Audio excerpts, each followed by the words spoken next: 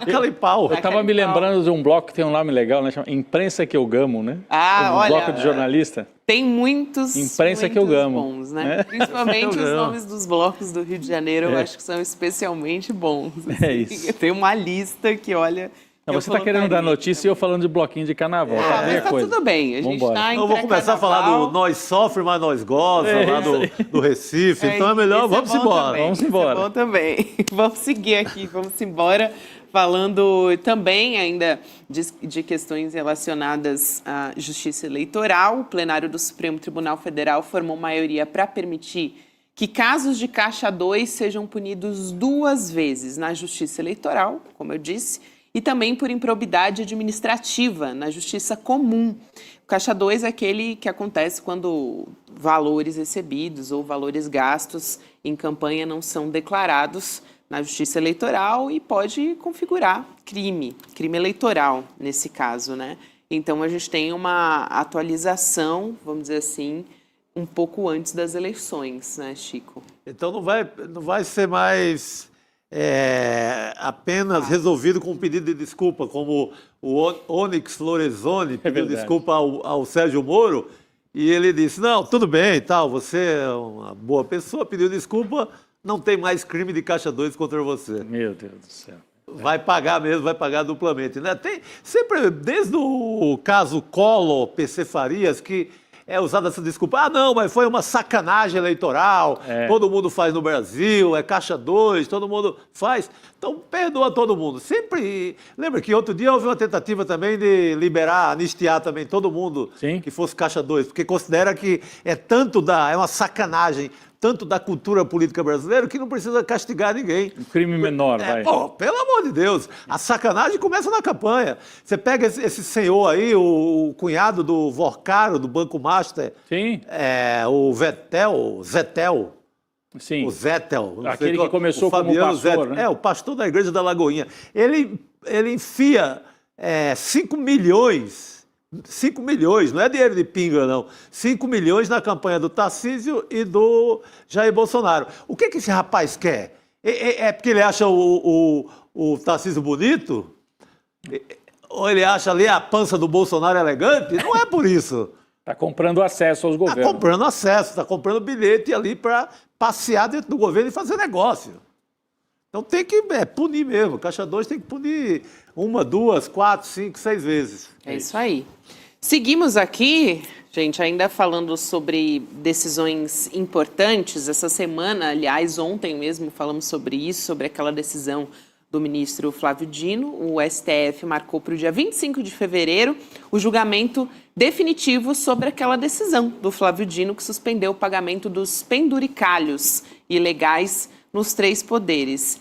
Só para relembrar, apesar da gente já ter conversado muito sobre isso, o Dino ele concedeu uma liminar para determinar que as verbas indenizatórias, sem base legal, devem ser suspensas no prazo de 60 dias. E os penduricalhos são aqueles benefícios, né, que são concedidos aos servidores públicos, e aí a gente está falando de servidores públicos não dos que ganham pouco, né? A gente está falando da elite do seu. Da elite, exatamente. A turma que já ganha lá na faixa dos 40, que já está furando o teto passando dos 46. É isso aí. É o caso aqui dos procuradores municipais da cidade de São Paulo, que além de ganhar acima de 46, recebem um imoral auxílio chamado auxílio iPhone. Pô, Vai para... Auxílio iPhone é difícil, hein?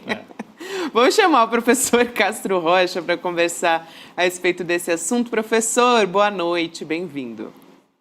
Boa noite, Gabi. Boa noite, Chico. Boa noite, Rodrigo. Boa noite, Chico professor. falava de auxílio iPhone, eu tinha visto o auxílio Panetone. O próprio Dino cita isso na decisão dele, ele fala, ganharam até nomes jocosos, auxílio Panetone e auxílio Peru. Que é do Natal, né? Isso, benefícios de fim de ano, exato. Professor, vai lá. Gabi, há 2 decisões do ministro Flávio Dino que já justificam a sua presença no Supremo Tribunal Federal. E em pouco mais de 2 anos, ele já fez mais que muitos ministros que já estão aí há décadas. A primeira providência foi a investigação sobre o escândalo do orçamento secreto.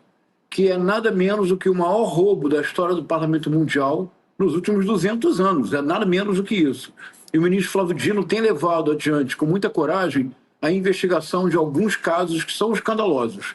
O segundo ponto fundamental é o que o ministro Flávio Dino fez agora, que é questionar o jeitinho, a malandragem, você finge que não vê o que eu estou fazendo e eu finge que não estou fazendo aquilo que todos veem. Porque há o limite constitucional do salário, que, por exemplo, um professor como eu segue rigorosamente, Gabi. Nós não temos aumento salarial, nós trabalhamos o tempo todo, não temos aumento, não recebemos nenhuma espécie de auxílio penduricário, mas um funcionário do Legislativo ou deputados, juízes, desembargadores, procuradores, tem o seu salário muitas vezes triplicado, quadruplicado com esses auxílios que são verdadeiramente obscenos. Não são ilegais, uma vez que foram estabelecidos, mas são absurdamente antiéticos e tornam impossível o equilíbrio das contas do Estado. Então, essa ação do ministro Flávio Dino, aparentemente anedótica, acabar com o auxílio iPhone, com o auxílio terno, auxílio panetone, auxílio peru, todos os tipos exóticos de auxílio que eles recebem, tem consequências extraordinárias para a possibilidade de que nós finalmente tenhamos uma república. Eu saúdo com grande alegria essas duas ações do ministro Flávio Dino. Agora, será que isso passa da maneira como foi colocado pelo Flávio Dino no plenário? Agora está marcado já para o plenário decidir, né? A expectativa do professor Castro Rocha, Chico também, Gabi, vocês acham que passa isso da maneira como foi decidido?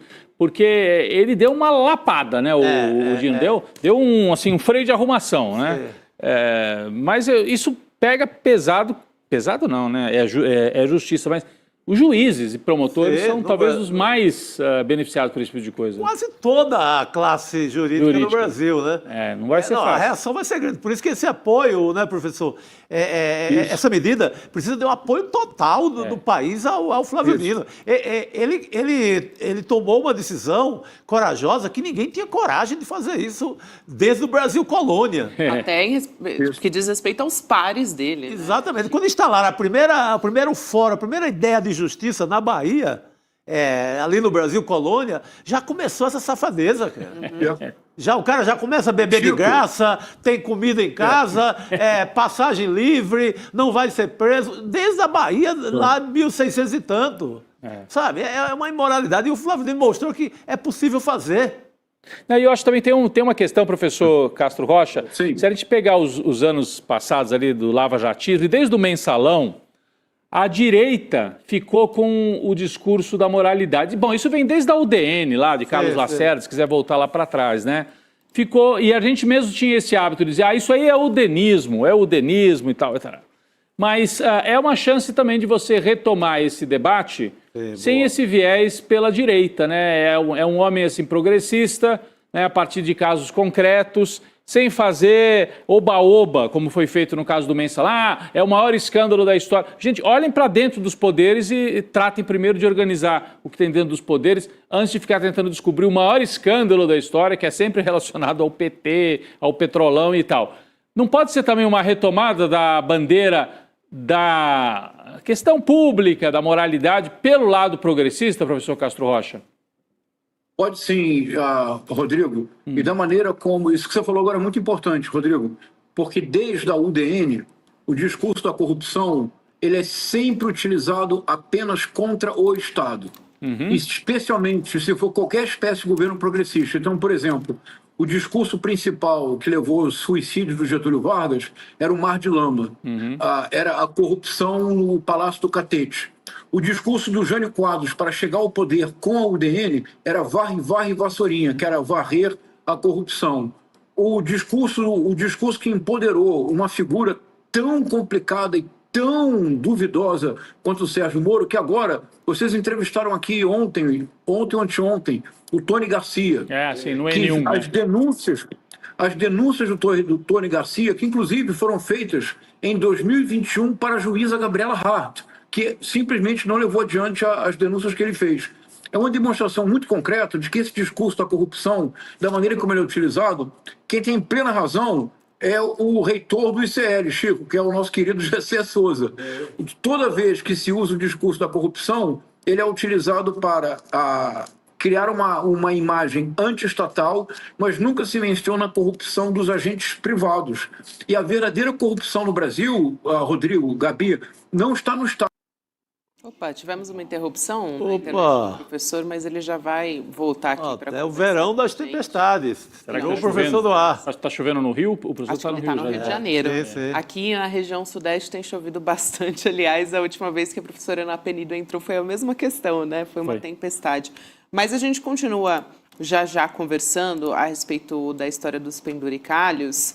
E agora há pouco o Chico também resgatou um histórico que eu acho que dá um pouco a tônica de mostrar que é um problema estrutural do judiciário, né, Chico, que já nos acompanha, como várias outras questões ali do histórico. Já a gente vai ter um momento de literatura que também é um momento musical. Professor Castro Rocha, se quiser fechar rapidinho o seu raciocínio, a gente já vai. Hoje tem uma música, tá especial hoje, né, nosso momento literatura. Vai lá. Rapidinho, Gabi. O Estado brasileiro foi concebido para a preservação e os privilégios das elites, em todos os seus níveis. Só houve uma instância do Estado brasileiro cuja criação não visava beneficiar a elite, mas, pelo contrário, beneficiava favorecer e proteger o trabalhador. Foi a Justiça do Trabalho. Qual foi o ramo da justiça que no Brasil, Gabi, começou a ser desmontado com o golpe de Estado em 2016, com a presença do Michel Temer na presidência e levado adiante na presença de Bolsonaro? O Justiça do Trabalho. É inacreditável, Chico. Então, todo o Estado brasileiro sempre foi montado para a preservação de privilégios. Mas vamos para a música então, Gabi, porque a música vai ser perfeita para tratar esse assunto. É isso aí, professor. Vamos lá, gente. Fiquei até ansiosa aqui. Toda vez que eu vejo, a gente vê a pauta antes do professor chegar. E eu fico ansiosa tentando imaginar qual vai ser a associação com o nosso momento político, enfim, histórico, que o professor Castro Rocha vai analisar. Mas vamos lá. Hoje a gente vai associar com os privilégios dos penduricalhos por meio da música do Chico Buarque, em homenagem ao malandro. Então, vou abrir aspas, professor, e trazer tudo aqui, a música completa, e aí depois passo a palavra. Então, Cantando, hein? Cantando, hein, Gabi? Vamos lá. Cantando, aí eu vou poupar a nossa audiência disso, mas eu vou trazer aqui. Então, aí o nosso diretor já falou, e aí tem o direito autoral. Não vamos pagar direito autoral, não. Tô ligada. Vamos lá, então.